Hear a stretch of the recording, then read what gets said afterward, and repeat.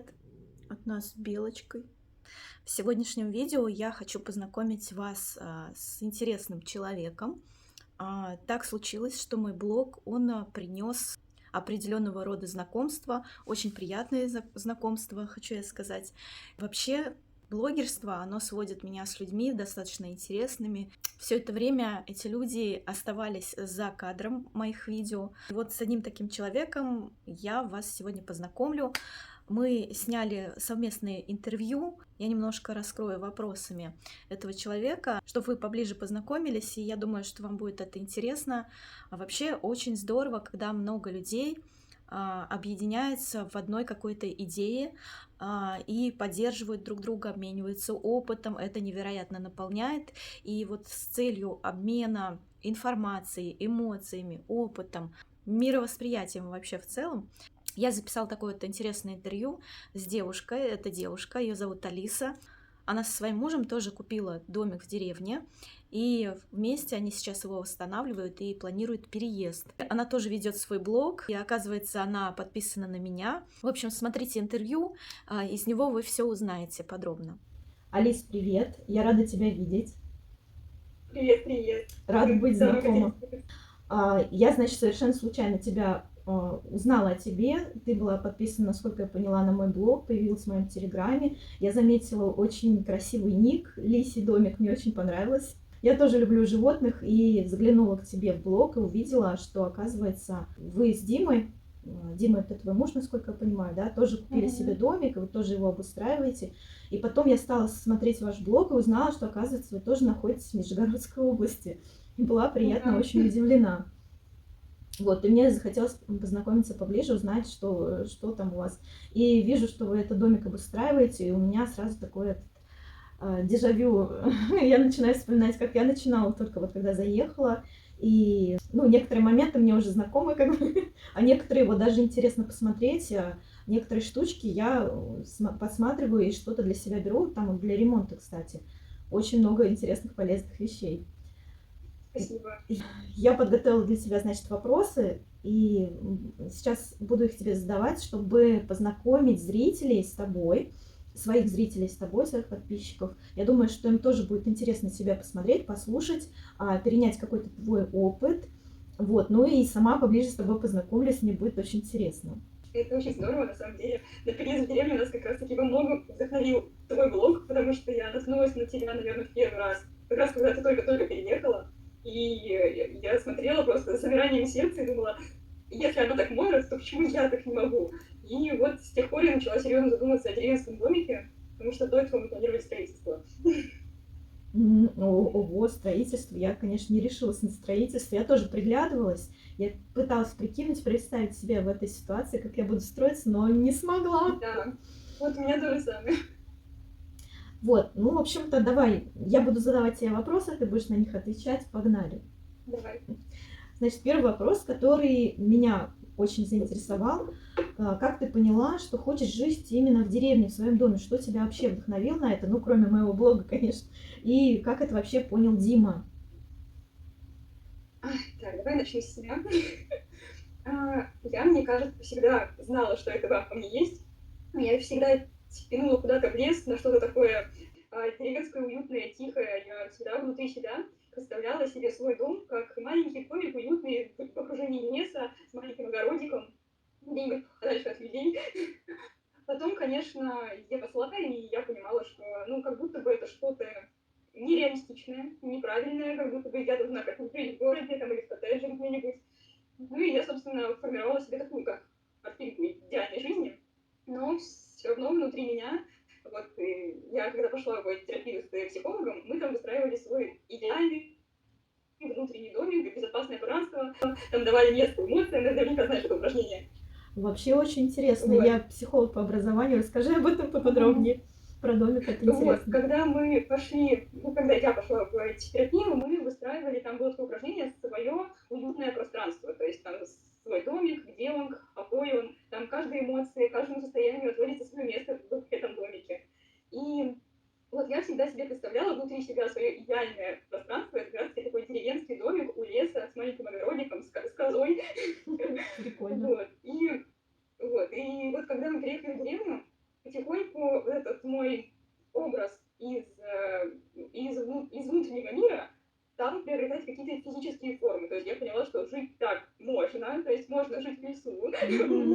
Мгм. Да, абсолютно комфортно. И как раз таки, когда я начала смотреть интересных блогеров, которые восстанавливают игрушки, я поняла, что эта мечта намного ближе, чем мне казалось. То есть я могу реально купить домик в деревне и жить уже той жизнью, о которой я мечтала где-то как-то внутри себя, уже здесь и сейчас. И вот я в этом чувствую себя сейчас максимально органично, я как чувствую, что мое внутреннее соединяется с внешним, и мне от этого очень классно. Слушай, здорово с идеей создать свое внутреннее пространство в плане психологического комфорта, да, получается. Есть такое, да, действительно упражнение, где человек как бы создает свое внутреннее психологическое пространство, где ему комфортно, и в минуты стресса он туда как бы должен уходить, да. И Да-да-да. получается, у тебя получилось это сделать не только внутри себя, но и физически ты увидела возможности какие-то, получается, да? Да. Вообще это круто, классно. Ты знаешь, Вот я сама в шоке. я так вот тебя послушала, у меня вот, я так поняла, что у меня случилась та же история, только она неосознанно как-то произошла, хотя я психолог, да, я знаю, что есть такое, но я знала, что я всегда стремлюсь к какому-то комфортному месту, где мне будет уютно, и, конечно, много раз представляла. У меня тоже так получилось, здорово. А вот Это очень классно. я тебе еще задавала А про Диму? вопрос, как это понял Дима, что его вообще вдохновило, что он тоже вот хочет жить в домике. У Димы тоже своя история. Он вообще родился и вырос в небольшом поселке. То есть, в принципе, там, можно сказать, почти деревня. Вот. И он в этом всем с детства, но он в 18 лет уехал вот в Нижний, в большой город, возможности, тусовки, но очень быстро натусовался и как-то осел. Вот, у него там есть квартира от родственников, ну вот в последние годы, вот когда, вот перед тем, как мы встретились, как мы встретились, он уже понимал, что это не тот образ жизни, которым он хочет жить, он хочет именно свою загородную жизнь, он хочет загородный дом, но он всегда представлял себе коттедж. То есть у него есть пример друзей, знакомых, которые строили себе большие там классные дома, и вот он всегда стремился к такому же. Потом мы встретились, и как-то вот наши энергии слились, то, что я стремилась к такому уединению, такой деревенской прям простой жизни, а он стремился просто к загородной жизни. Вот, и он как-то подхватил мою идею деревенской избушки, и тоже, несмотря на то, что сначала он говорил, да будем строить, но мы посчитали реальные свои возможности и поняли, что ну, строить это огромная кабала на много лет. Да. И поскольку человек как рациональный, он понимает то, что я не хочу ввязываться в кабалу на много лет, он поддержал мою идею с деревенской избушкой. Ну да, на самом деле это очень хорошая альтернатива, обустраивать постепенно свое жилище. Да. То есть не нужно вбухиваться и ждать время, когда это. А здесь вроде бы нет такого благоустройства, конечно, ты жертвуешь этим, но тем не менее у тебя есть возможность как бы растянуть во времени это и поэтапно идти, и у тебя уже есть возможность жить сейчас. Не когда-то Да, вот потом, а самое главное сейчас. для нас было это заехать, потому что мы живем сейчас на семейной даче, ну и есть как бы нюансы, то, что это не твое жилье, то есть ты не можешь здесь что-то переделать в любой момент, ты на все должен спрашивать разрешение, там, ты в огороде не можешь что-то сделать без разрешения и так далее, и так далее. То есть это все равно немножко давит. Конечно, понятно, что все семейное, все свое, но хочется отделиться уже полностью. Вот. И, конечно же, вариант с тем, чтобы купить домик, в который уже можно в ближайшее время заехать, нам безумно понравился. Супер, вообще супер, вы молодцы. Значит, у меня следующий вопрос. Очень тронул твой видеоролик, где ты рассказываешь про выгорание на работе. Значит, там очень много таких, знаешь, правильных, глубоких мыслей.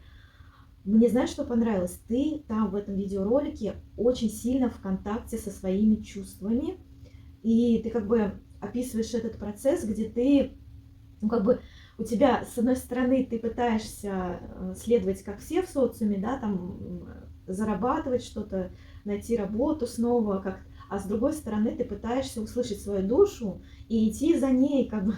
И вот это вот безумно сложный процесс. У меня такая же история была. Я когда-то тоже мне было очень сложно как-то вот решиться пойти за своими чувствами, за своей душой. И вот когда ты рассказывала в процессе этого видео, я прям узнала себя, прям 100%. У меня тоже такие же были душевные терзания. Вот. И что мне хотелось вот узнать у тебя, вот что сейчас изменилось с момента записи этого видеоролика? И нашла ли ты вот этот баланс между любимым делом и поиском работы? И вообще, как ты решил вот эту ситуацию? Как? Знаешь, наверное, с момента этого ролика, я записываю его где-то, наверное, в начале февраля, я изменилось то, что я дала себе время. Я разрешила себе отстать от себя с результатами здесь и сейчас. То есть если тогда передо мной прям стоял вопрос, что делать, что сделать вот сейчас для этого, что сделать сейчас для того-то, то я просто пришла к тому, что вот в этом состоянии стресса, вот просто выгоревшая, просто без каких-либо понятных, четких желаний, я не смогу действительно услышать себя и выбрать свой путь. Мне нужно время, и я могу себе позволить сейчас дать себе время, и я решила вот до конца мая прям реально отстать от себя и позволить себе ничего не делать. И я сейчас в плане работы нашла для себя альтернативу в плане подработок.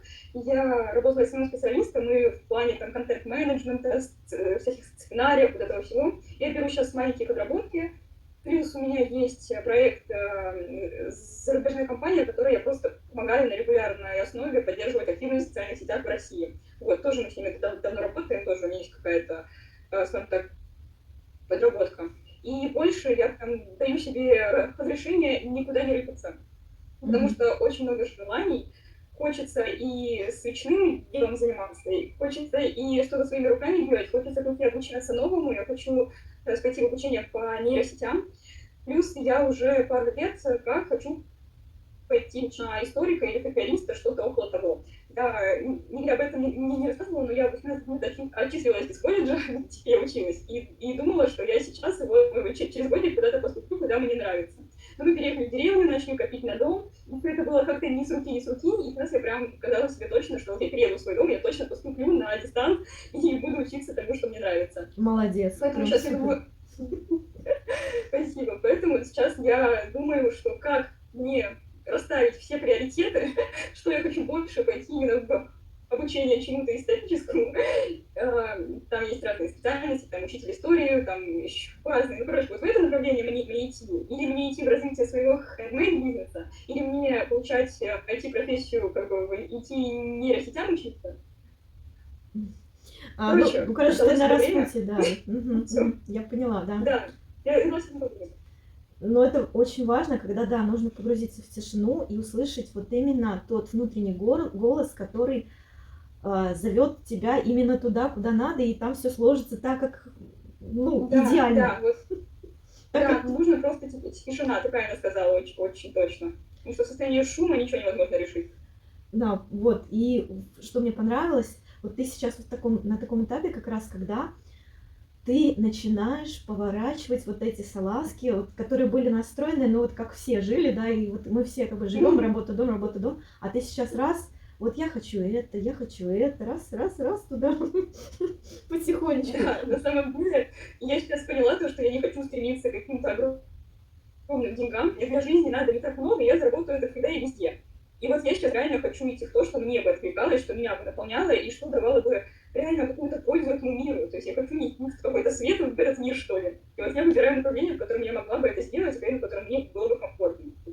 Ну это вот здорово, это прям вот мне на душу легло. Я сейчас как раз вот пришла к пониманию, что человек счастлив именно тогда, когда он идет за своими искренними желаниями, не навязанному чему-то извне, не какими-то стереотипами социальными, да, а вот именно вот он научился слышать себя, свою душу, да, и идет постепенно за ней, несмотря ни на что, потому что кажется, что это какое-то сумасшествие, там, знаешь, я когда... Она какая-то блаженная. Да-да-да, ну вот социум, как бы, он видит, что выбивается кто-то из стаи и начинает накладывать какие-то стереотипы. Ну, в общем, идеально, классный ответ, мне очень понравился этот ответ. Ты права, абсолютно согласна с тобой. Я другого, в общем-то, не ожидала от тебя, в общем, здорово, я довольна. Слушай-ка, а еще вот такой у меня вопрос. Мне очень понравилось, как вы с Димой в паре согласуете как бы свои действия в чем-то, договариваетесь. Это прям очень дорого стоит. И вот в видео, где ты рассказывал про свое выгорание на работе, как раз-таки ты затронул тот момент, где Дима тебя поддержал, сказал, больше оставь ты эту работу, уволься, да, и я буду зарабатывать. Да, работа должна приносить удовольствие, как бы он тебя прям поддержал эмоционально. Вот это прям в мужчине, это дорого стоит, не каждый так сможет, и поэтому Диме огромная благодарность в этом плане, да. Это точно. Вот сейчас у меня такой вот в связи с этим вопрос, если у вас сейчас как бы несмотря на то, что вы друг друга поддерживаете, есть ли у вас какие-то терки, чувства тревоги, страхи какие-то за будущее, вот такое вот, как вы с ними справляетесь вообще? Знаешь, мы как сообщающиеся сосуды на протяжении всей нашей совместной жизни. То есть у нас это такое нормальное состояние, то, что кто-то в какой-то момент отдает больше энергии одной, кто-то больше другой. То есть мы всегда друг друга наполняем, да. Например, кто-то берет на себя ответственность за финансовое благополучие, кто-то берет за себя ответственность за микроменеджмент, за домашние дела и так далее, и так далее, и так далее. И мы постоянно как бы меняемся местами на протяжении нашей жизни. Поэтому для нас это, в принципе, нормально. А насчет терок, разумеется, есть какие-то личностные недопонимания. Мы на протяжении всей жизни меняемся, и я сейчас понимаю, что вот это вообще во многом уже не тот человек, которого я там влюбилась 5 лет назад. Люди меняются, у них меняются какие-то жизненные векторы, цели, вообще осознание себя в этом мире. И практически каждый год, каждые 2 года ты сталкиваешься с какими-то новыми закидонами, которых раньше не было. И он сталкивается с какими-то моими новыми фикс, которые раньше там даже где-то на горизонте не маячили. И я тоже вижу в нем какие-то изменения, о которых я раньше и подумать не могла. Но при этом у нас наша суперспособность в том, что мы никогда не общаемся какими-то претензиями, какими-то, вот этими, знаешь, какой-то пассивной агрессией, вот это все. И если прям что-то кольнуло, что-то неприятное, ты или сейчас это прям проговариваешь, то есть ты говоришь, слушай, мне неприятно было то, что ты сказал вот так вот, типа, а что ты имел вот тут вот. И мы прям или в моменте это обсуждаем, или сначала записываем, и потом садимся и обсуждаем прям долго, часа 4 можем сидеть, обсуждать одно и то же, пока не придем к какому-то выводу, что мы с этим будем делать. Вот, еще... Ну, слушай, это круто. Вообще, молодцы. Знаешь, обычно люди, прожив какой-то этап времени, там, десятилетия, уже будучи в возрасте, они приходят к тому, что нужно как-то разговаривать, а не злиться друг друга, на друг друга молчать, умалчивать что-то, потом обижаться, сокрушаться. Вы прям вообще молодцы. Мы рефлексируем постоянно. Для нас это большая ценность. Я постоянно Диме задаю вопросы там какие-то. И у нас главная, наверное, причина, по которой возникают какие-то недопонимания, это терминология. Потому что он рос в одной семье, на другом конце области. Там вообще какие-то слова по-другому говорят, какие-то предложения по-другому значат. Я выросла в другой семье, там в другой немножко культуре, и у меня какие-то вещи значат другое. И вот мы постоянно обсуждаем так. Ты сказал вот так вот, потому что ты вот это имел в виду. И оказывается то, что иногда нет. Иногда он имел в виду вообще другое, хотя сказал этими же самыми словами. Вот, поэтому это очень интересно, изучать друг друга и изучать себя через взаимодействие с партнером. Редко я встречаю вот такие пары, где люди именно в моменте умеют рефлексировать и высказывать друг другу то, что вот у них накипело. Но это прям ценно. Не всегда это в моменте, иногда как бы захлестывает злость, но я лично, и Дима тоже вообще невозможно на какую-то эмоцию. Я лично, когда чувствую, что он меня накатывает, я прям говорю себе стоп, вот в таком состоянии мы не будем ни о чем разговаривать. Потом уже, когда я успокоюсь, мы сядем, я запишу там какие-то свои тезисы, которые мне там на горячую пришли, и мы их разберем. Почему мне такое в голову пришло? Слушай, да, здорово. Отложенный момент, но тоже своего рода полезен, когда эмоции немножко утихают, ты уже не можешь, не оскорбишь человека настолько, что потом уже точка невозврата может быть. Да, эмоции очень важны. Потому что в ссоре у тебя вылезают в ссоре именно твои детские травмы. То есть это не партнер как бы виноват в том, что ты там сейчас злишься. Это ты сейчас чего-то испугалась, что-то у тебя кольнуло, что-то задело. И нужно понять, что у тебя внутри случилось, а потом уже рассказать по партнеру, что именно в его действиях тебя на это триггернуло. Вот. У нас как-то так. Слушай, мне даже... Это здорово. Я, в принципе, где-то об этом слышала, читала, но то, что это настолько просто может быть, для меня, если честно, есть чему поучиться у вас. Если честно. Это навык просто. Да, здорово. Прям вообще классно. Слушай-ка, а вот еще один вопрос такой.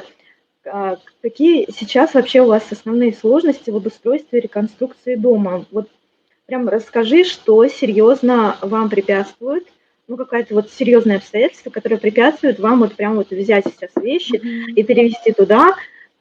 Насколько я знаю, я смотрела ваш блог, не все, конечно, видел, но кое-что я посмотрела, и у вас как бы в планах заехать было 1 июня этого года в этот дом. Что у вас сейчас стопорит, скажем так? Наверное, финансы, потому что мы изначально планировали 1 июня, опираясь на доходы, когда я работала. Я уволилась, следовательно, доходы сократились, и план тоже полностью перекроился. Разумеется, как бы, если бы были возможности купить все здесь сейчас, там быстро все сделать, мы бы заехали, наверное, ну, в середине июня точно. А сейчас, поскольку мы делаем все постепенно, мы все делаем без кредитов, там, каких-то рассрочек и так далее, для нас это принципиально. Поэтому, ну вот, немножечко плюс постоянно в ремонте всплывают какие-то нюансы, о которых мы вообще не могли даже представить. Например, вот со светом. Оказалось, у нас 3 киловатта, мы сейчас подключаем еще 12. Опять же, еще какие-то нюансы были. Со скважиной тоже у нас непонятно, что с печкой мы решили их полностью перемазывать. То есть всегда, вот знаешь, в ходе ремонта ты начинаешь делать что-то одно, тебе вначале казалось, то, что ну сейчас быстренько сделаешь, а потом это одно действие обрастает еще 10 действиями, которые тоже нужно сделать, потому что ну один раз же делаем, потом не переделаю, чтобы потом уже не возвращаться к этому. И вот так это все снежным комом накатывает, мы просто не могли заранее продумать всех этих действий, потому что мы просто не знали, что их надо будет делать. Да, и вот этих вот нюансов я тоже, кстати, не могла продумать. Да, в целом я представляла какие-то основные вещи, да, когда я выбирала дом тоже. У меня были какие-то основные, на которые я опиралась. Ну, когда я заехала, вот как вы тоже, потом выяснилось одно за другим. И вот так вот я уже 1,5 года здесь живу, как бы, да, и у меня вот эта цепочка, она не прекращается, она продолжается. Реально. Вот чем больше ты делаешь, тем больше тебе еще делать. Слушай, а вот давай остановимся поподробнее на коммуникациях. Ты упомянула про электричество и про скважину, и про септик, по-моему, что ты говорила. Что у вас на текущий момент, в каком процессе вот эти вот коммуникации? У нас 3 киловатта электричества, и мы подали заявку, подписали договор, вот сейчас уже только-только оплатили, на подведение еще 12 киловатт. То есть нам написали в сроках до 6 месяцев, они должны как бы сделать. Мы очень надеемся, что сделают пораньше, потому что мы как бы, ну, звонили с местными Россетями, общались, они сказали, что ну месяца за 2-3, скорее всего, сделают. Ну вот, короче, если что, до полугода. Со скважиной, там есть скважина, но там у предыдущей хозяйки ломался насос, и, как она сказала, они его заменили. Но это не точно. Мы ее еще не включали, потому что холода были, и чтобы вода не замерзла там в трубах, мы ее не включали, решили включить уже по весне, когда точно ничего не замерзнет. Вот сейчас, вот, когда будет тепло, я надеюсь, что скоро оно будет, мы будем включать, смотреть, что у нас со скважиной, и если что, придется менять насос еще. Вот. То есть у вас, получается, насос, он как бы не зимний вариант, а летний? Нет, он как бы зимний, но он должен постоянно функционировать. То есть если ты уезжаешь, ты сливаешь с него воду. Прям полностью продуваешь все трубы и так далее, и так далее. Ну я поняла, да, просто дом стоял, и поэтому так случилось. Поняла, да. Слушай-ка, вот когда я, кстати, да, когда я заехала, я искала дом именно, чтобы у меня тоже было водоснабжение. Мне как-то так повезло, что есть водопровод, у нас здесь сельская местность, и более-менее коммуникации есть. Но я думала тоже о скважине, и знаешь, когда я искала дома, я много домов разных посмотрела, и в том числе смотрела те, в которых была скважина. И пока я ездила, смотрела, я узнала, что, оказывается, есть летний вариант скважины, есть зимний вариант. И я когда сюда заехала, был очень интересный момент, отключили свет везде. Это было один раз за 1,5 года, наверное. И отключилась мобильная связь, отключился, видимо, насос у водопровода, у меня пропала вода. И я такая сижу без света, без связи, без воды, и думаю, елки-палки, пора копать скважину. А скважина тебе не поможет, я тебе скажу сразу. Мы сейчас живем со скважиной, и там насос-то, он на электричестве работает. На электричестве, все, ты без воды. Вот, но до меня только потом дошло, да. Потом, значит, еще такой момент был. У меня было 5 киловатт электричества, постоянно курсировали мастера разные. Ну, то есть там то сварить, что-то починить. Они же с инструментами ездят, причем мощными инструментами. И не все инструменты вытягивали вот эти вот 5 киловатт, и не всем хватало. И меня постоянно заколебали с каким-то там усилителем, что-то там спрашивали какой-то. В общем, в итоге, да, я тоже написала заявление в Россети. Это было в феврале прошлого года. И уже, наверное, летом мне сделали. Ну да, в течение полугода мне тоже проверили. А вы когда писали заявление? Ну вот мы только-только заключили договор, вот можно считать вот от вчерашнего дня. И вот получается апрель, май, июнь, август, сентябрь. То есть, ну вот в сентябре, скорее всего, сделают. Ну, крайний срок, я думаю. Ну, дай бог, что пораньше. Да, хорошо, если пораньше. Не, ну как бы жить там уже можно, даже с 3 киловатт. я не знаю, одна Да, стиралка, просто вариативность. много сразу. Да, просто как бы много приборов сразу не включать, а так пожить-то можно. Там в этом доме жили, и со стиралками жили, и со всем жили. Ну, хорошо, хотя бы так. Так, а про скважину ты сказала, что вы будете проверять электричество. А еще про септик, по-моему, Про что-то септик. там. Вот мы планировали его копать и делать кольца, но сейчас мы поговорили с соседями, и там у всех выгребные ямы с покрышками. И вот нам соседи сказали, то, что все с ними живут, как бы вам на двоих этой ямы вполне хватит. Что у вас там воды-то нет? Вот, и то есть там в землю все прямо уходит, там грунтовые входы довольно далеко, то есть в принципе, ну, нормально. Поэтому мы решили пока отложить септик, попробовать провести трубы прямо в эту выгребную яму и попробовать пока пожить с ней. Но если не получится, как бы, если будет плохо, то септик можно всегда вырыть. Вот. А так пока можно с ней. Ну, слушай, да, в принципе. Это еще много зависит от почвы, потому что если почва песчаная, она уходит намного проще и не заиливается. Если почва глиняная, вот как у нас здесь, где мы сейчас на даче живем, у нас тоже септик, и вот сколько он уже, 10 лет, позже там откачивали раз в год, потому что много людей приезжает, он забивается. А сейчас вот мы уже 3 года здесь постоянно живем, и он заилился. То есть там дно заилилось, нужно или чистить дно, но, как нам сказали, то, что даже если вы его почистите, если он уже заилился, то он снова заилится. То есть вам нужно будет чистить его на регулярной основе. И поэтому мы сейчас откачиваем где-то 2-3 раза в год. Ах, вот оно как. И я, кстати, тоже, когда заехала, я думала, ну, со временем я сделаю септик. Поживу и посмотрю. Но пока вроде все нормально, септик все-таки это большие вложения, и у меня еще есть куда вложиться помимо него. Мы, кстати, смотрели. Мы, кстати, смотрели Да? септики, нам выставили за канистру, какой-то там пессон, что ли, называется, 220 тысяч. За септики просто ЖБИ кольца, там 120-130 тысяч. Мы такие, чего? Мы это папе рассказали, он строитель у нас. Он сказал, чего? Купите просто кольца, закажите эскаватор на вам за по 40. Вот, короче, и если что, мы знаем, как можно закопать его за 40. Интересный лайфхак. Надо будет подумать. Ну, вообще, я пока у меня все пока хорошо. Я думаю, что у вас тоже... Я думаю, что у вас тоже вот с этим, ну, проблем не будет. Как бы по первому времени, по крайней мере, деньги, они точно пригодятся. Конечно. Ну, здорово, что можно на чем сэкономить. Следующий вопрос, который я хотела задать. Опиши вообще идеальную картинку жизни вот в этом доме. К чему вы в итоге хотите прийти? И причем вот построй рассказ свой так, как будто бы это уже случилось, ты уже находишься в этой картинке, и опиши свои чувства, что ты там ощущаешь, вот какие эмоции возникают. Слушай, мы недавно делали упражнения, писали прям в подробностях свой идеальный день в доме. Тоже такое, чтобы понять вообще, одинаково мы представляем себе жизнь в доме, по-разному представляем себе жизнь в доме. И я, знаешь, написала себе такой день, сейчас вкратце могу его рассказать, чтобы, я думаю, это будет полностью ответ на твой вопрос. Сейчас. Я просыпаюсь где-то с рассветом, или, ну, когда вот такое рассветное солнце уже бьет в окна. Просыпаюсь, иду умываться, делаю какие-то утренние процедурки, там, умываюсь, иду в душ, делаю себе завтрак, кормлю кошечек. Я хочу завести еще 2 кошечки. Потом иду по свежести, пока еще не сильно жарко, на огород, что что-то делаю, там что-то пропалываю, что-то на огороде всегда есть чем заняться. Вот, потом прихожу, отдыхаю немножко, сажусь за работу какую-нибудь, пока не знаю, какую работу. Я представляю себе это так, что у меня в разные дни будет разная деятельность. То есть, допустим, в понедельник я свечки леплю, в вторник там я в блог что-нибудь записываю, в среду там я занимаюсь своими, там в четверг еще чем-нибудь, то есть вот так вот хочу это чередовать. Вот. Не знаю, насколько мне это получится, но иногда получается. Вот. Потом мы с Димой завтракаем, он просыпается обычно днем, уже в 12, там, в час, поэтому я обычно утро провожу без него абсолютно как я хочу. Вот. И потом мы завтракаем, ну, я еду, он завтракает. Потом я или тоже занимаюсь какой-то работой, может, иду травы собирать, может, еще что-нибудь иду делать, может, книжку читаю, может, вообще на тихий час ложусь, иногда такое желание есть.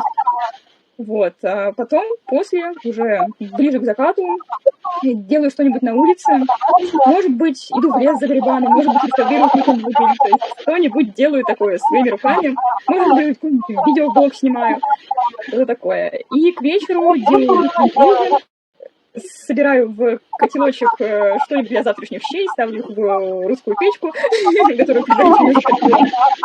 И И вечером, где-то уже после заката или к закату, мы идем гулять с Плюшей вместе. У нас такой ежедневный ритуал, мы вместе гуляем с Плюшей 2 раза в день. Вот, тоже ходим по деревне, общаемся, потом приходим, тоже ужинаем, ну, там или, короче, где-то в этой области мы где-то ужинаем. Все максимально спокойно, знаешь, прям максимально размеренно, максимально вот так вот прям, ну, прям вот спокойно, я не знаю, как это описать, никуда не торопясь, как бы у тебя есть время. Потом Дима там уходит своими делами заниматься, я вечером люблю прочитать, может быть, часик проведу с книгой, может быть, за каким-нибудь обучением, еще что-нибудь. Почему-то вечером всегда хочется посмотреть умное. Потом ложусь спать, сижу в соцсетях, на маркетплейсах, у меня ежедневный ритуал, я засыпаю под воду. Это, по-моему, у всех так. Да.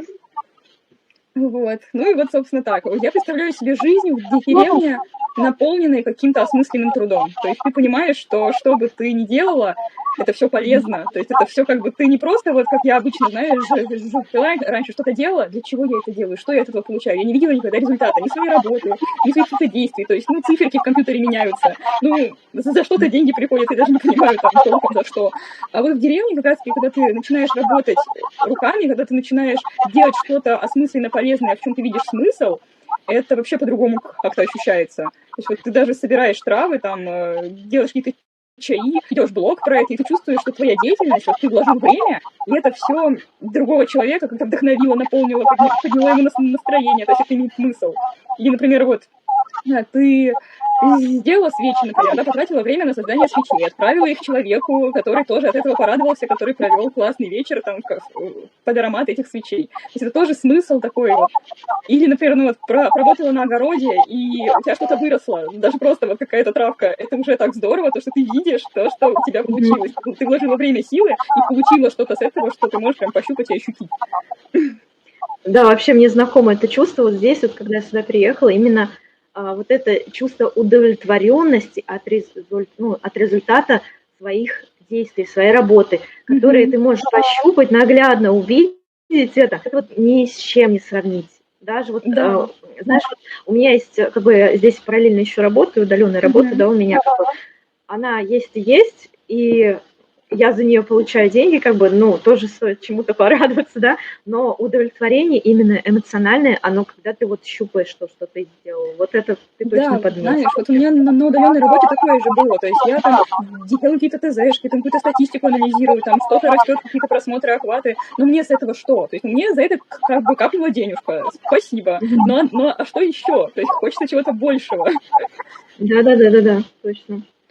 Но вот иногда бывает, что ты распыляешься на все. Вот у меня когда несколько проектов было в разных сферах, я прям чувствовала то, что я и здесь, и здесь, и здесь, в итоге я нигде.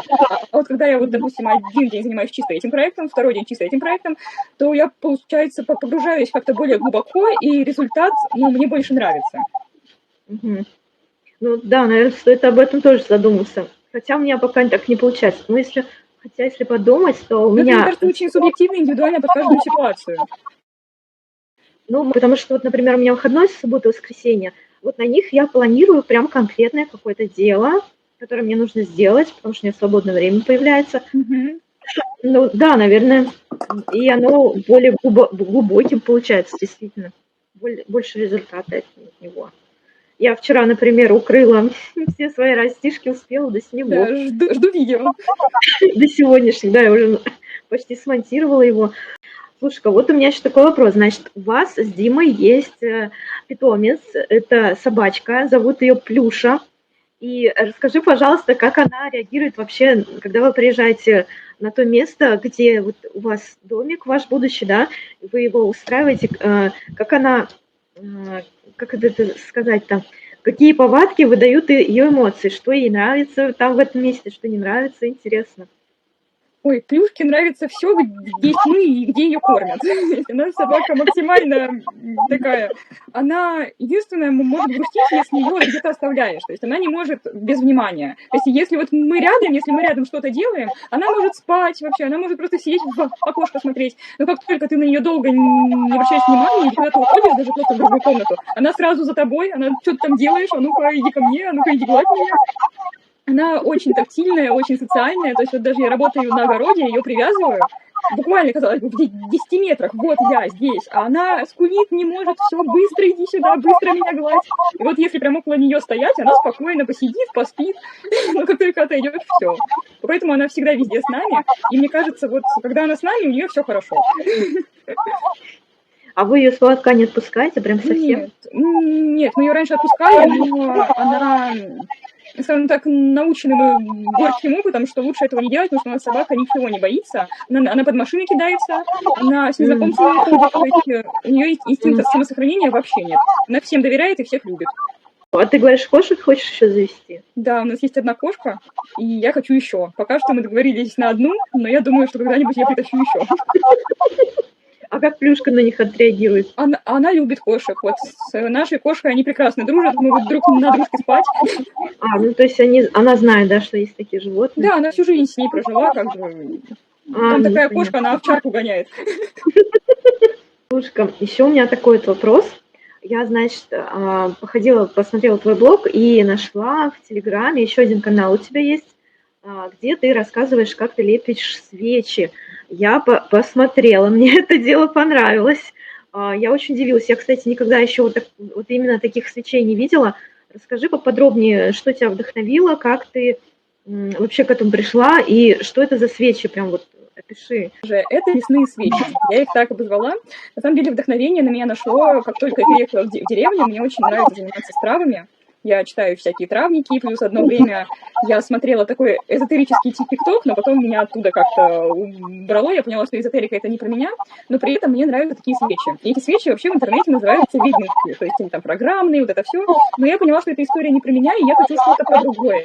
Я хочу именно что-то про лес, про состояние спокойствия, вот этой вот деревенской идиллии, про состояние свободы и простора, которое как раз-таки у меня ассоциируется с травами, с лесом и со всем таким. И поэтому я назвала свечи лесными.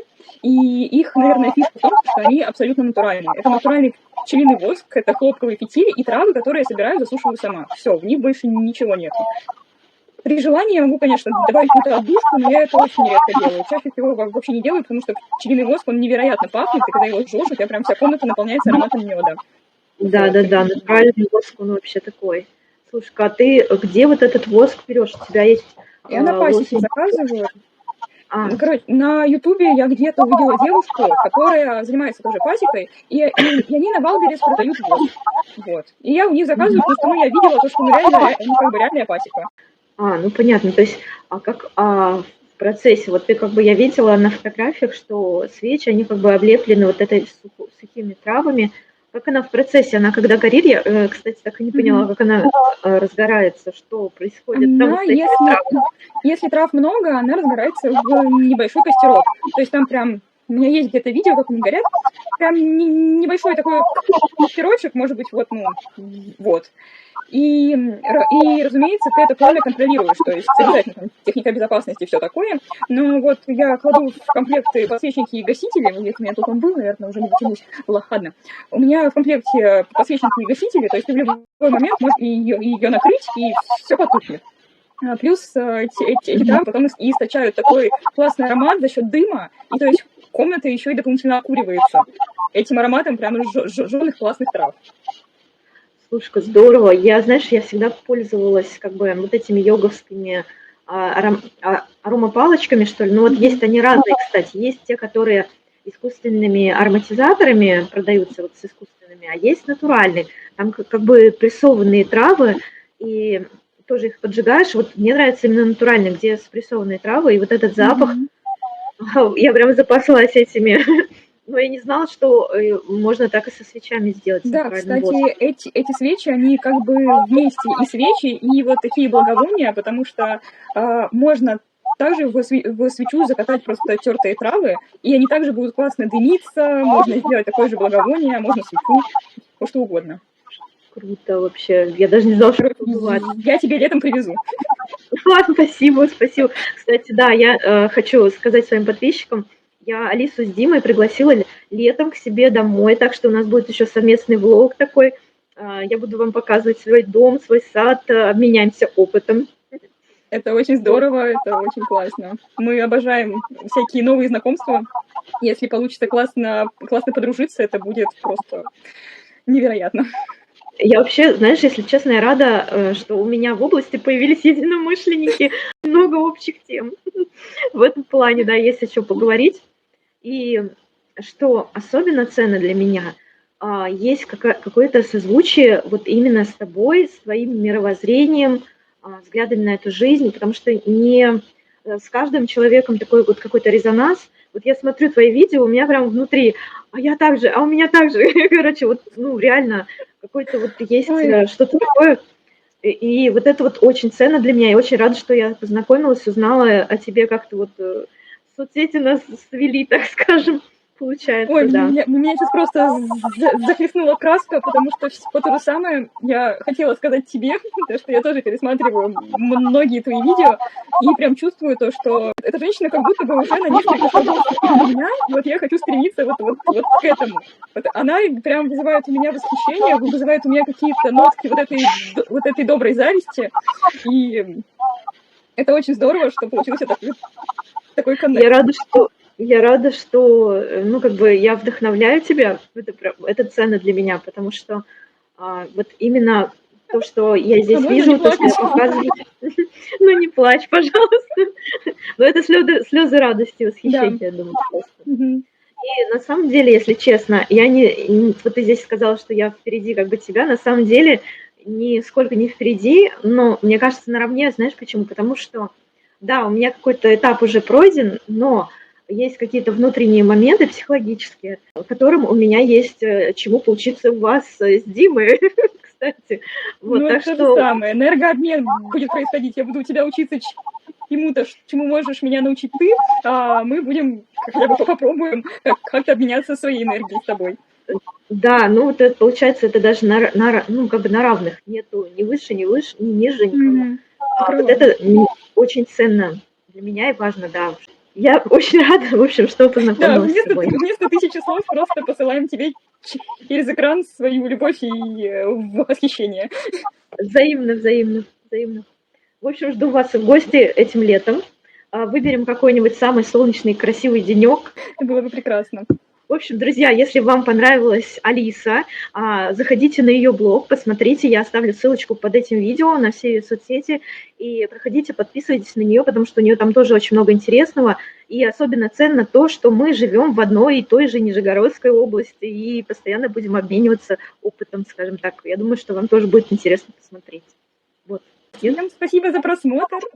Друзья, Алиса сняла аналогичное интервью со мной, и оно сейчас находится на ее видеоканале. Поэтому, если вы хотите узнать меня получше, пройдите по ссылкам под этим видео, посмотрите обязательно это интервью. Я думаю, вам будет интересно узнать меня поближе. И также подпишитесь на блог ребят, там очень много полезной, интересной информации. Друзья, также рекомендую вам подписаться на мой телеграм-канал. Я его очень активно веду, так что если вы меня где-то в какой-то соцсети потеряли, то в телеграм-канале 100% вы меня найдете. Ну а на сегодня все. Увидимся с вами в следующих видео. Пока-пока!